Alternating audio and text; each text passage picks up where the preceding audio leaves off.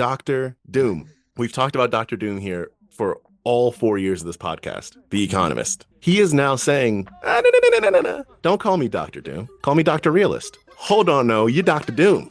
Like your mama named me Clay, I'm gonna call him Clay.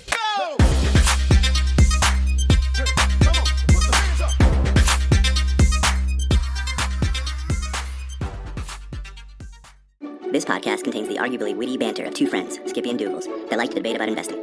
The content is intended to be entertaining and for informational purposes only, not investment advice. You should do your own research and consult a financial professional before using any of the information in this podcast, and especially before investing. Look at you, man. You ever be like, I'm Skippy? Like look in that mirror, be like, I'm Skippy. It's all fogged up. You rub it out, you be like, I'm Skippy. You rub that fog off there. You ever do that? No, but let me tell you a quick story. This is Okay. going to ruin your joke, so sorry. Okay. In Japan, dude, you get out of the shower and they have this like high-tech heated mirror where the part that is where your face would be never fogs up, but the rest of the mirror fogs up. So it like frames your face and it makes you seem like a superhero when you get out of the shower in Japan. It's amazing. And then you go, I'm Skippy. No, I don't do that. Oh, How about you, come Douglas? on. You did that this morning, right? I never say I'm Skippy. No, I've never done it once. I was just curious if you did. I was feeling pretty good because I thought we really went hard on the listener mail a few shows back, and I thought we might get some hate mail following up from that. So that didn't happen, so I'm feeling pretty good. Yeah. Yeah, I know. No, I think people were eating it up. They were loving it. That's the reason why. Before we go in, because I know you're about to jump into something. Before we get into that, we have 2 more episodes, inclusive of this one, before the new year hits. Is that right? Or maybe two after this. I don't know. We only got a couple more episodes this year. That means, and Skippy's mentioned this recently, that means we're coming upon the new year, the start of the year. And what we do close to the beginning of the new year is we have our ultimate extreme premium episode for y'all. That's where we talk about how we did last year. That's where we talk about what we're investing in the year go forward. We got a buku number of folks that like to dig into that to understand how we thinking. Mm-hmm. And so if you want a piece of that, skippydoogles.supercast.com. It's I Roll with Skippy and Doogles is the name of that. The subscription that gets you that episode. You get to get into the minds and mentals of how we're thinking about next year. Big deal. It's one of our favorite episodes for sure because we love to talk research recommendations, and the research recommendations we talked about at the beginning of the year, we actually put money behind, 100% guaranteed. That doesn't mean you should. In most cases, you probably shouldn't, but it's a pretty unique thing to find, and I know people enjoy it. We enjoy it too. So nice plug there, Douglas. I want to live in a world where we can normalize calling out people for making financial mistakes, especially celebrities, Douglas, especially. Go for it. This time of the football calendar, quarterbacks buy their offensive lineman stuff. It's just like a thing. Usually it's a thing because someone like Patrick Mahomes makes $15 million. All his offensive linemen make, I don't know, 5 or 10 million. And he's trying to share the wealth. He's trying to spread some love. Awesome. It's a great use of funds. When it's deliberate, yeah. Brock Purdy, who happens to be the quarterback of the San Francisco 49ers. 49ers are having a down year, but that's beside the point. Is a late round draft pick. He's still on his rookie contract. His annual salary is $934,000 a year. Now, is it very likely if he stays healthy that his next contract will be in the 40 to 50 million range? Yes. Brock Purdy bought 8 offensive linemen, brand new fancy Toyota trucks, spending an estimated $650,000 to support his offensive linemen. His offensive linemen, who the starting 5 annual salary adds up to $37 million. I really appreciate the gesture here. I'm going to push back and say, bro, you were a little too generous. He either one has information that you don't about what's coming next. About what's coming next for him. Signed. Yeah. Okay. Yeah, about what's coming next for him. Or he did not listen to our episode about Skippies and the importance. Breaking the Skippies rules. He's breaking the Skippies rule. Hardcore. One of those two things. I don't know which one it is. Another option. He could have got in on the ground floor of the coin I'm not allowed to say on the show. Air doo-doo. Yep. It kept taking off too, from what I saw, at least for a hot minute. It's the only true inflation hedge in the world. Yeah. For December of 2024, it is the only true inflation hedge. I've got to hit on one more athlete story here. Michael Penix Jr., new starting quarterback for the Atlanta Falcons, has not been starting. He's been sitting on the bench. And he was out running some errands when he got a phone call. He got a phone call that he was a starting quarterback, but he was in the middle of doing what, Douglas? He was buying his $1.50 hot dog at Costco when he got Love the it. news. He's always going to cherish that moment. And this guy, talk about Skippies.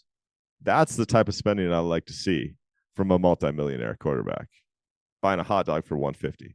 He didn't even buy the hot dog though. So he was too About to frugal. buy. He was too Yes, frugal. you're right. The headline says he was about to buy. I assumed he actually got off the phone, went through with the purchase. He was still hungry.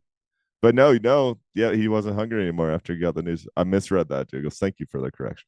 Yeah, no, exactly. So he was even too frugal. So we have all kinds of quarterback news coming here on their frugality or lack of frugality.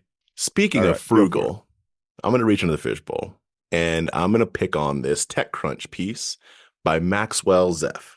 You're not a big Techcrunch guy, so we'll see what you think about this. No. But Yeah. this one's about Databricks. It's a database company. And the title of this is It's Dumb to IPO This Year. Databricks CEO explains why he's waiting to go public. This sparked in my brain because if y'all listen to the episode that I had with Josh Scott and Adam Burrows, we were discussing how people, at least in the last decade, few years, been like, oh, it's not the right time to go public. It's not time to go public. My company is not ready to go public. There's all sorts of like timing of public, which people do historically. I'm not saying that's a new phenomenon, but especially it seems to be in the news as of late. So it grabbed my incurious mind.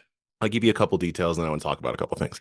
So one, the reason why this is coming up is because Databricks just raised $10 billion in funding. And you heard that right. This was not that they raised money and are worth $10 billion. They raised $10 billion in funding. It's a lot of money. And this piece came out December 17th, and the CEO is explaining why he's waiting until at least 2025 to go public. That was one thing. I don't know if this was bad journalism or it was just a statement there, but I was like, there's 2 more weeks in the year. Like no one actually thought that you were going to be going public in the next 2 weeks was the first thing that came to mind. This feeds off the news of their Series J. So like it's a decision that happened mid 2024. And it's yes, I hear you though. Yeah. But if you're going to go public in a given year, you know much further in advance than this. I mean, so it's that like that part is not news. I know I'm picking on minutia there. But then he says, this year was an election year. We wanted to get some stability. People are worried about interest rates, inflation. So we said, look, it's dumb to IPO this year. So we're definitely going to wait. I want to get your reaction to IPO timing and why it might be dumb to IPO in years that have things like elections, interest rates, inflation. I mean, my reaction or like yours, because I don't care, man. Everyone thinks the election matters for stock market performance. It does not, but it is in people's consciousness, which I think scares people away. There are a lot of advantages to going public, but I'm going to choose to almost sit this one out. Like if this is my company, I probably wouldn't want it to be public right now. But long term, I think he needs to come to the realization that even though it's a pain to go public, there are a lot of advantages that come 3 years down the line with capital allocation and the ability to say like the stock's expensive or the stock's cheap and we're going to act accordingly. Just all the liquidity that comes with that. Raising a Series J is kind of bizarre to me. If you're, I don't know too much about Databricks financials behind the scenes. So if you know that, please jump in. But like if I'm in Series J land, I would hope to be significantly cash flow positive and just self-finance from there if I chose to stay private. You know what I'm saying? I get that. And I think my point is that there seems to be, and I said this before, and I'm begging for people to come and push back on this because I like want to have this conversation. I think back to all the companies that have gone public in just insert random year. Mm-hmm. And it seems like it matters so much more. It seems like it matters so much more, the timing of going public or the perception is that than in history. Like if I take, okay, I'm going to choose a year. This is fully cherry picked, but I'm going to choose a year, 1980. Yeah. You want to talk about people worried about interest rates, inflation, an election year?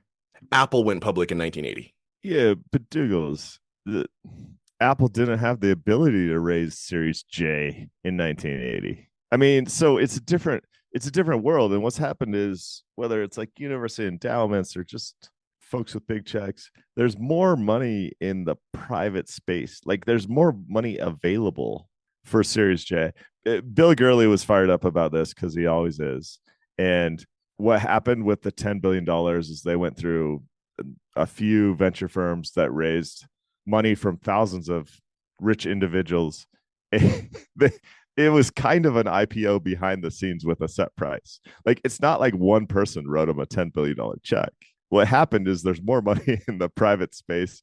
They can shake a hand and give them $10 billion, and it's just similar to an IPO but behind the scenes. Like it's a different world than it was in 1980.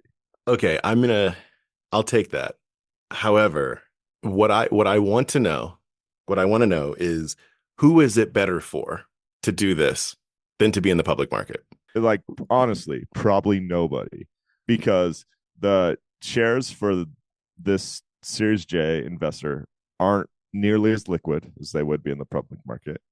The leadership team at Databricks, for some reason, doesn't want to be held quite to the standard of being public, I could assume. I mean, do you know why the apprehension other than things like No, no, inflation and election year? Those are just excuses. no, but this is what I want to know. This isn't just about Databricks for me. Like I want to know this from like folks at large because I think your points to me seem right, but I just don't quite understand it. Like when if there's a statement, and I know this is a statement from Databricks, but I don't want to just say it's just Databricks.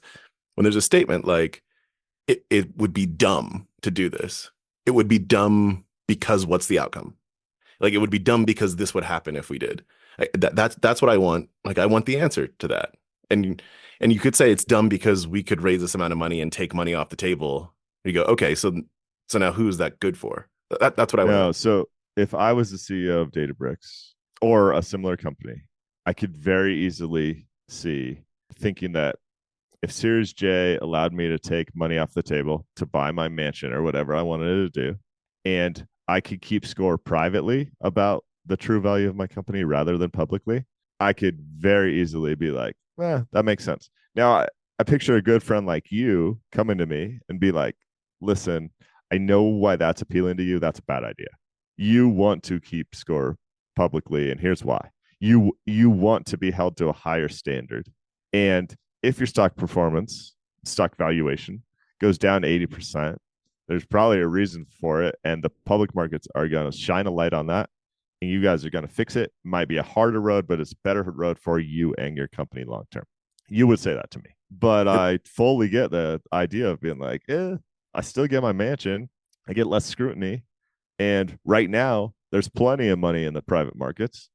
I'll just take the easiest road, the easy path of least resistance. This maybe gets to a qualm. I was just bringing this up yesterday with somebody.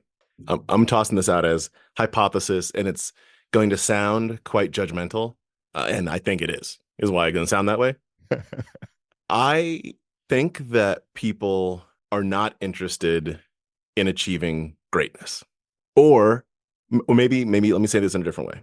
The definition of success is misaligned with what I would deem as greatness in a lot of cases. Maybe that's always been the case, but it seems like it's easier to avoid these days than it has been in the past. And what I'm talking about when I say greatness, I mean long-term sustainable success. That's the problem. I mean, what do you want? I think each individual is allowed to define greatness however they want. Yeah, but this is And a I have company. no issue. Well, as a company, it's different, but I have no issue with someone choosing. I'm not saying Databricks. So let's take Databricks out of the example. But if someone chooses to run their company with more of like a lifestyle tilt at the sacrifice of some of their financials or potentially the sacrifice of going public, I have no issue with that. So, like, what are you talking about greatness here? Financial greatness? Well, maybe long-term sustainability. Let's put it there. Because I think you're right, you can define greatness a number of ways. But if uh if I talk about long-term performance, whatever your definition of performance is, it's hard for me to imagine that 30 years from now, it could be this person, could be someone different, is the CEO of the company and goes, you know why we're not successful today? It's because we IPO'd in December of 2024. It won't matter and Oh no no, one will that's remember. completely inconsequential. Like what matters with if you go public even at the worst time, even at I don't know, late 2008, if your company consistently grows revenues, profits, and free cash flows, you will be just fine. That's the thing. So that Like, this is why I take issue with this seemingly extreme timing. And we don't have to talk too much longer about this, but this is like it's seemingly like extreme timing of IPO. What I think people are doing is basically saying, I want to IPO at a time where once not only the IPO date, but also once the lockup period hits, that things are just up and to the right. And so it looks great in the short term. I think that's what people want. And that is not correlated with cash flows over time. I understand. I think you're right. Um, I also think the leadership team at Databricks could be making a perfectly rational decision from their perspective. Um, it went in a market like this, where we talked about it last week on some platforms like interactive brokers, 70% of all trading happens on only 7 stocks. You have to really Yeah. You have to shine stand out. You have to to stand out. even get people's attention. And I don't know if I was making excuses not to IPO, I might talk more about that Yeah. than an election, right? I might say like the the typical investor isn't interested in a company like us of this Yep. size. And you know what? That I would I would eat up all day. And maybe that's the thing that no one's saying. Because again, I'm not trying to actually pick on Databricks, although I picked on this one. This is just a thing I Yeah. hear everywhere, and this is one example. And if it said during this cycle, there's 7 stocks that people care about, and our company we believe will get lost in the public market, therefore we'll lose analyst attention, therefore we'll not be able to have like the future access to the people, talent, whatever we need to be sustainable long term. I go, oh, that's really interesting. But that's not what I hear. I hear things like multiples aren't right in the market right now for us. I hear things like interest rates and inflation. It's an election year. Like these are the kinds of things that people talk about, which are short term.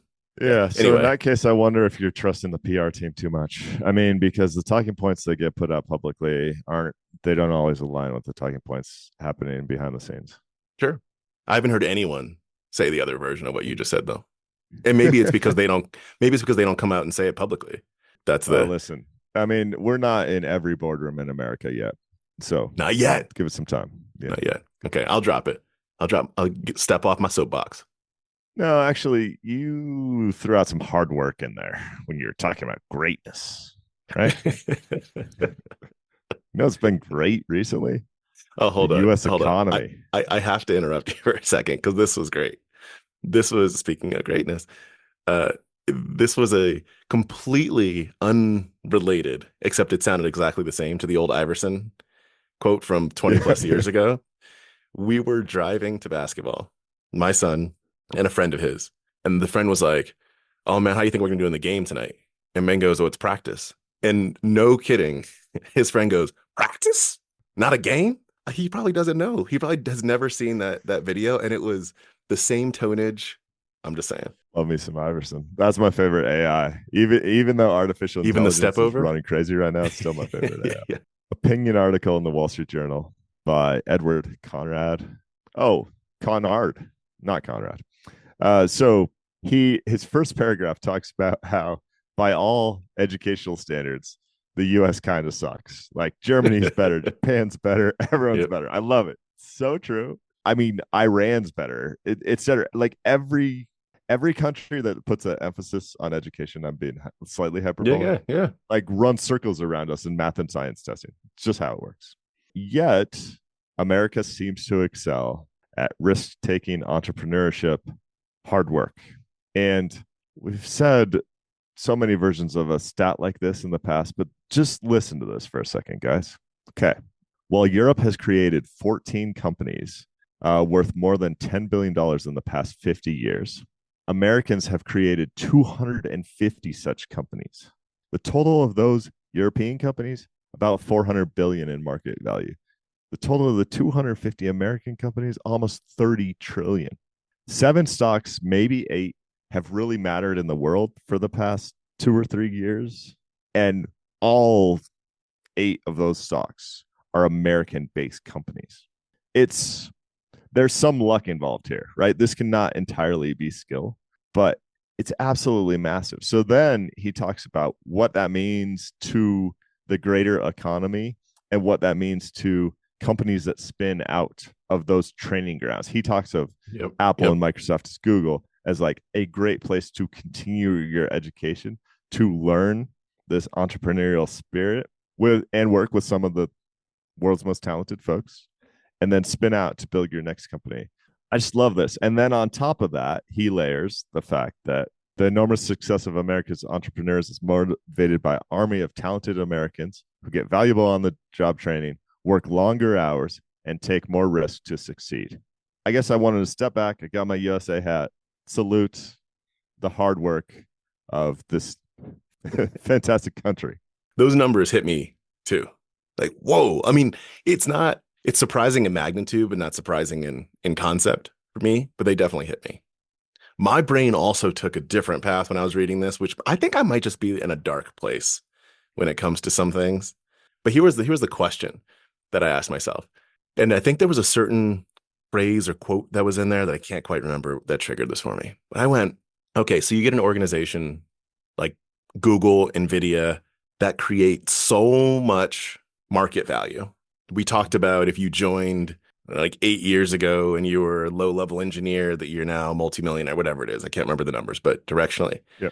that does that also create potentially a society of too much, I'll call it quote unquote passive income. This isn't really passive income. But what I mean is that you worked at Nvidia, you got $10 million, but you probably worked just as hard, just as long, created just as much value yourself as someone that worked at jumbotron.com, but you got 10 million, they didn't.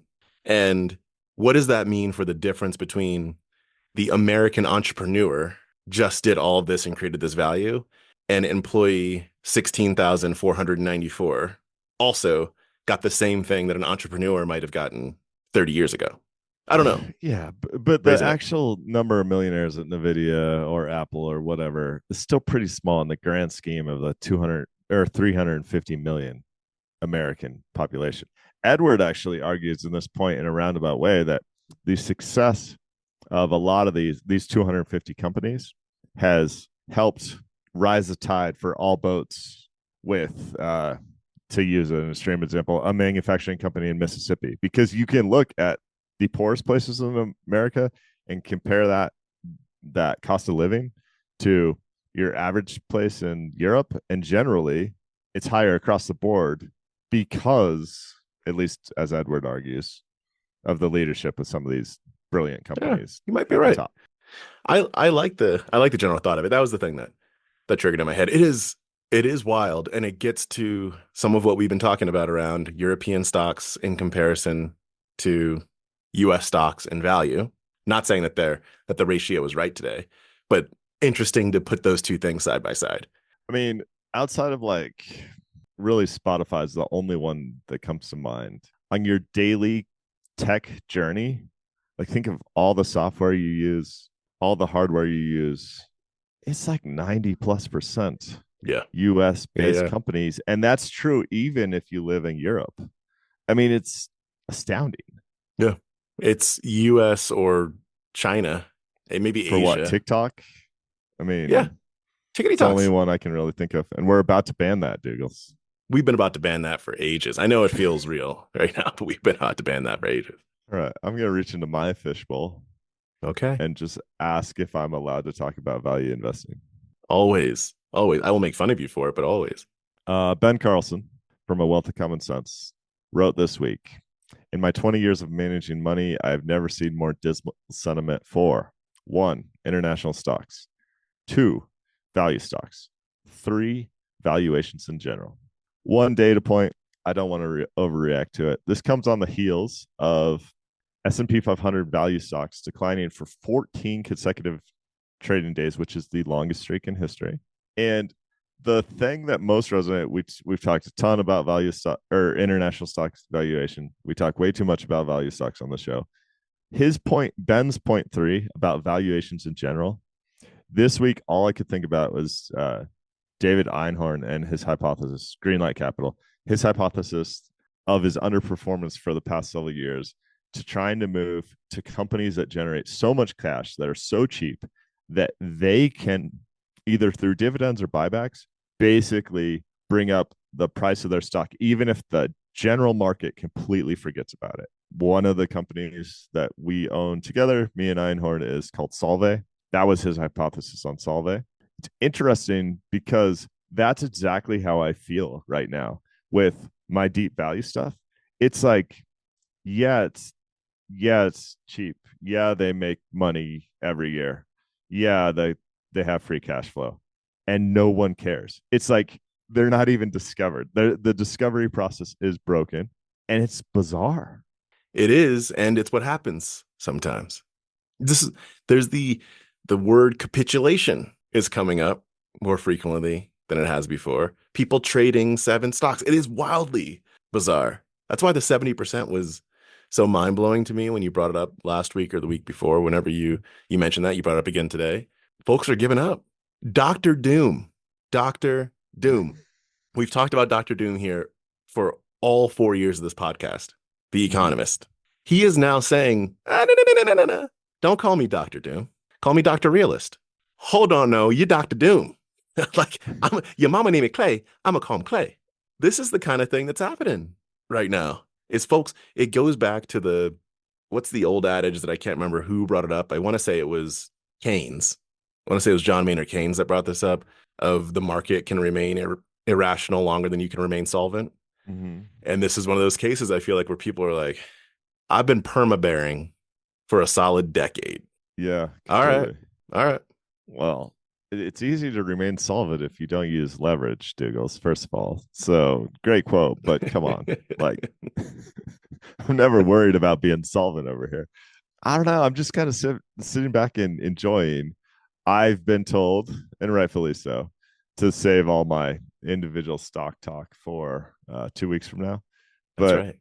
gosh, here's my suggestion to the listeners. If you're into single stock names and can be patient for 3 to 5 or 10 years, think of your most revered international company. Like, honestly, do a brainstorming exercise, write down 5 names of non-US companies that you've always thought were like had a wide moat, had a big competitive advantage, or have strong brand presence, and go look at some of those prices, because I think you're going to be surprised at just how cheaply some of these world's best companies are. Because if you haven't been in the US riding the coattails of Microsoft and Apple and Nvidia, everything, not everything, a lot of the rest of the world is just depressed. There's still good companies out there. There are. There, to your point around Spotify before, they're also older. It's hard to come up with what those companies are that have been formed in the last 30 years. Like that's when I say older, I mean older. Yeah. Okay. You Um, sent me a certain chocolate company, consumer goods chocolate company this week. It's like, yeah. I mean, but that's what we're talking about. I mean, that chocolate company might be the largest food provider in the world, but you call it a chocolate company if you want. They just got a bunch of chocolates. There's a rabbit running around with a bunch of chocolates. That's what I remember. Oh, that's good. Yeah. Okay.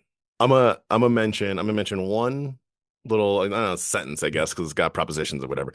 One sentence from a James McIntosh piece in the Wall Street Journal this week, and then I really want to talk about my last topic. Okay, so the sentence is, and this is talk your book all day long for Douglas here. The sentence is this. He's talking about how frothy the market is, and he's scared. He says, I don't know what the trigger might be, but it doesn't need to be much. Can you at least read the title? So I love James. He's been on the show, and he was kind enough to come on the show and talk to us about the ramifications of if all money was digital and what that mean to central banks, basically, which is like this deep in the weeds, incredibly fun topic for the right type of finance nerd.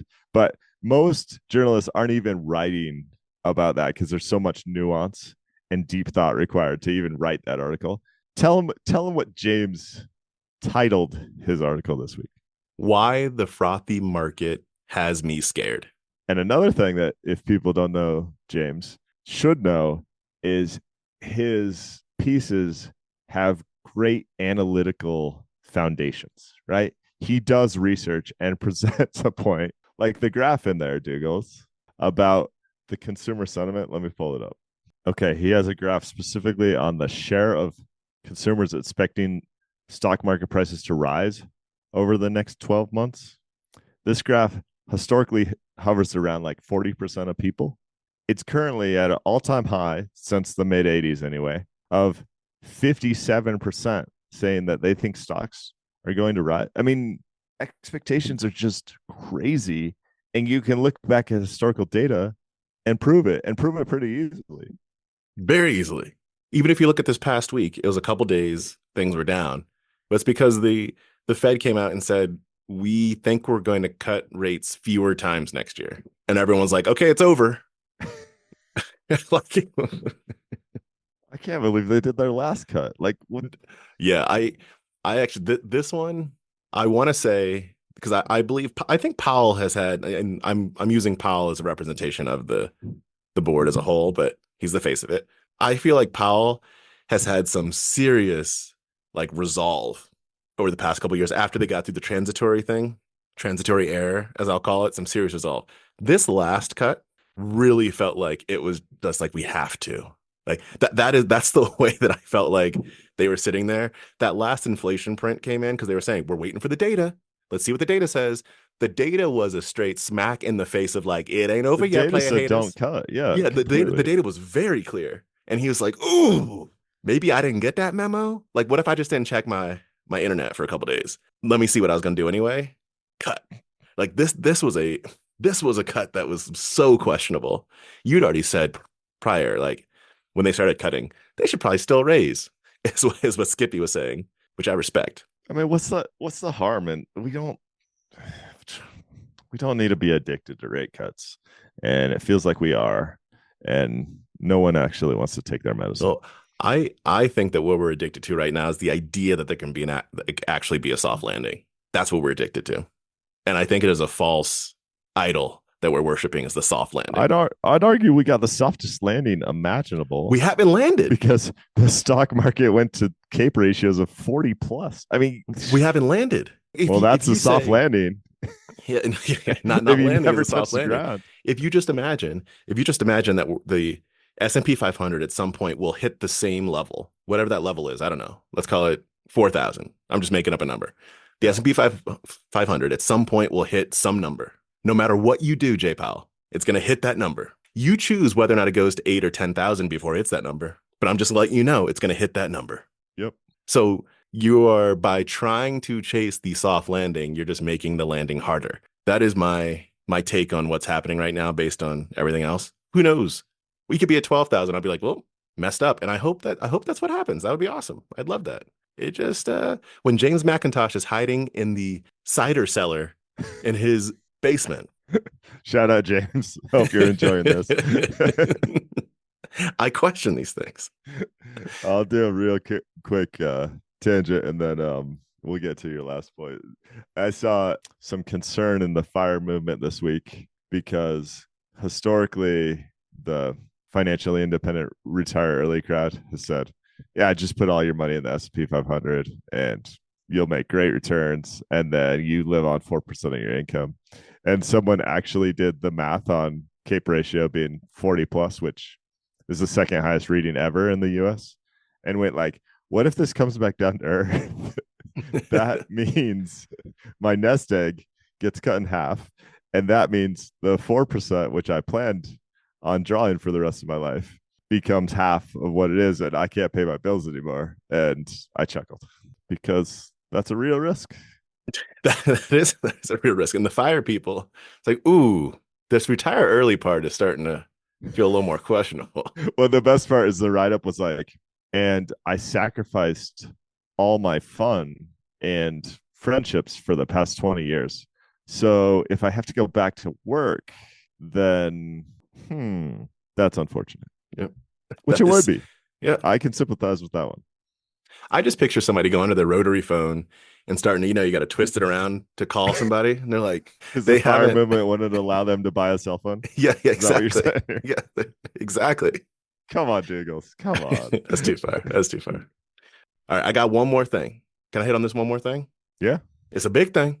It's a big thing. The scientists call this a big thing. And this falls into the category of going off the rails to bring it back to the rails, where we like to talk about topics that seemingly are so disconnected from the economy, from business, from financial markets. But sometimes in our heads, it is. So we're going to talk about it. Entropy. Entropy is just about chaos. And there's a piece we're going to put on the Substack, skippydoogles.substack.com. Going to put that on the Substack on Monday so you can read through it. This piece has a bunch of the history of where entropy came from, et cetera, et cetera. I'm gonna skip all that for the concept for this let me point. just interrupt. I'm guessing you didn't take like a master's level thermodynamics course, because if you would have, I don't think you would have clicked on this article. These tests were not fun, Doogles. Master's level? No, I didn't take no master's level. I took bachelor's level. Come on. I took my requisite. I took 3 years of chemistry and a little bit of physics. That's enough. All right, whatever. Maybe 1 day of meteorology. One whole day. Not interesting. Just gonna tell you about that. It's not interesting to me.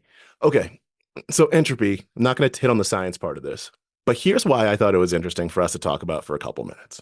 Entropy, chaos. You take structure, structure is gonna break down. That's the central theme of it. When you create something, there's fragility that exists in a thing, and eventually nature will say, "Hi, no more." That's the point. So with uncertainty, just roll with it. Uncertainty. Here are some quotes that I like. Entropy measures how much we don't know about a system. It quantifies ignorance, and in doing so, it teaches us how to learn. I love that. Here's what I take away from that. If you know that a thing will not be forever present because chaos will ensue, and you can admit to the fact that you don't know something, it forces you to be more curious. That's my take on that. And I love that. In investing, just like thermodynamics, entropy reminds us of the limits of prediction. Markets, like nature, evolve in ways that defy total certainty.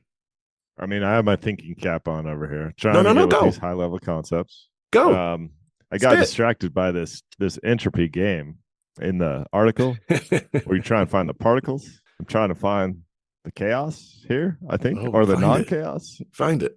So you take a step back after reading this, because all I could think about was like my thermodynamics classes and all the crazy equations I was spitting out here.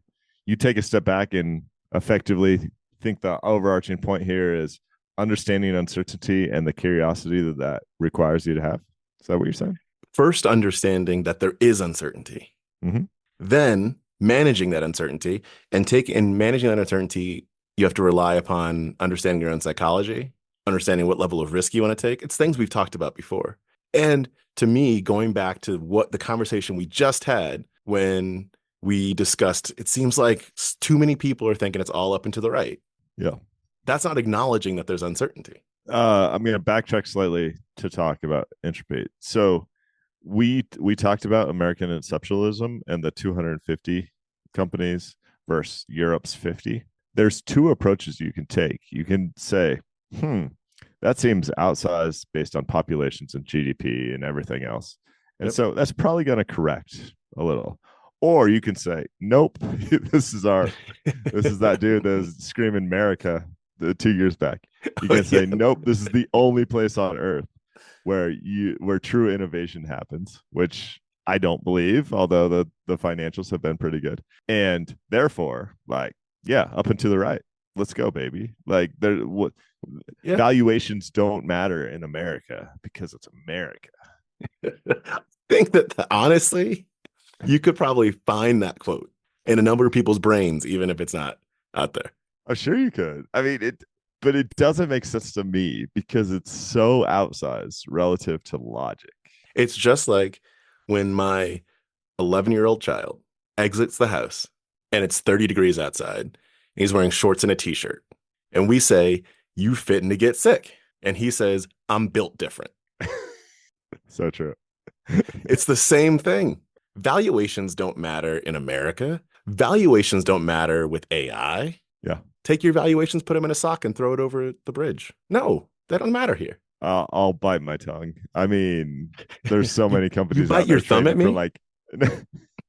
There's so many companies trading for like 30 times sales out there. I mean, it's stupid. Oh, sorry. There was a part that I skipped from the Databricks piece that I'm going to hit on right now because you just reminded me of it. I want to say I'm not trying to throw shade, but I don't know what else I'm doing if I'm not doing that. Okay. So here's a quote from the CEO of Databricks. He calls this an AI bubble. He goes, I mean, it's peak AI bubble. It doesn't take a genius to know that a company with 5 people, which has no product, no innovation, no IP, just recent grads, is not worth hundreds of millions, sometimes billions. I read that and I go, yeah, that makes sense. Next paragraph. Databricks recently paid $2 billion to acquire a tiny startup called Tabular, which reportedly had $1 million in annual recurring revenue. And hopefully 5 employees that were recent grads. Yeah. It's like, so if it doesn't take a genius and ... I don't know the person. This is a blind shade I'm throwing. So no, there's a fundamental. I'm not going to call this a bubble, but say we're at elevated valuations. I think what people forget is ultimately supply and demand matters. So if 2 people in their garage can create $8 billion company, that's amazing. It's a totally different world than it was 10 years ago. But that means that a bunch of 2 peoples can get together in garages and use the same tech and create the same $1 billion company. And then all of a sudden there's thousands of those companies competing against each other. And therefore that output people become less willing to pay for it because it's basically free everywhere. And therefore the company's not worth $1 billion anymore. Like that's it right. can be amazing, but that doesn't mean that it's worth $1 billion. It just doesn't. All right. You got anything else? No. All right. Thank you, everybody. As we mentioned, just go check it out. Just go to skippydoogles.supercast.com and check out what we got going on there. We got 2 different premium offerings. The one I was talking about before, I roll Skippy and Doogles, is where you get the deepest insight into our brains about what happened last year and next year. So just go check it out. That's it. That's all I ask. All right. Thanks, y'all. We'll talk to you next week. Bye to the